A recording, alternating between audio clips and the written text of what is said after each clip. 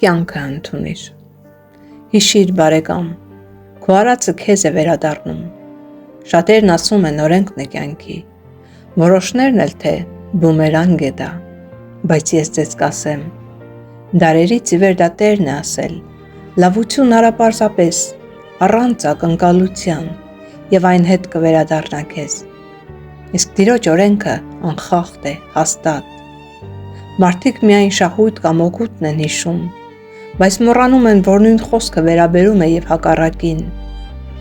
Առակներում վաղուց ի վեր գրված են տողեր բազմաթիվ։ Քամի ցանես,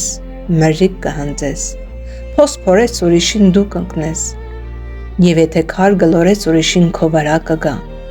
Եվ դեռ ասում են օրենքն է կյանքի։ Իսկ կյանք կոչվածը ինչ օրենք ունի, եւ ինչ է կյանքը։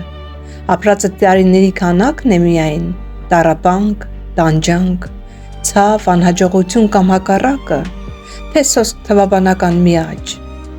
Որոշների համար կյանքը դա բանտ է կամ աքսորավայր, որ չուզենալով օր են քարշ տալիս։ Շատերն են եկել այսպես ու կորել եւ կյանք կոչվածից դաղված հեռացել,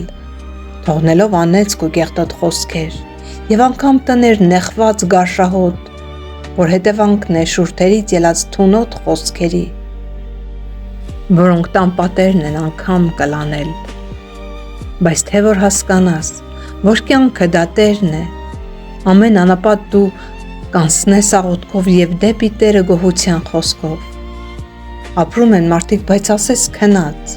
արփած են լրիվ անտարբերությամբ ու կենտրոնացած միայն իրենց էգոին, բայց դա չէ կյանքը։ Կյանքը դա Հիսուսն է փրկիչ, ով ամեն անեծք, ցավ, անօրենություն, մեղքի լեռն իր վրա վերցրեց եւ դարձավ անեծք ու խաչին գամվեց ու կյանք մեզ շնորհեց։ Ընդունիր այսօր շնորհը նրա խոր ակնածանքով եւ առանց տրտունջ գոհություն հայտնիր։ Հիշիր խոսքերը նրա հավերժ կենդանի. Ես եմ ճանապարհը, ճշմարտությունը եւ կյանքը։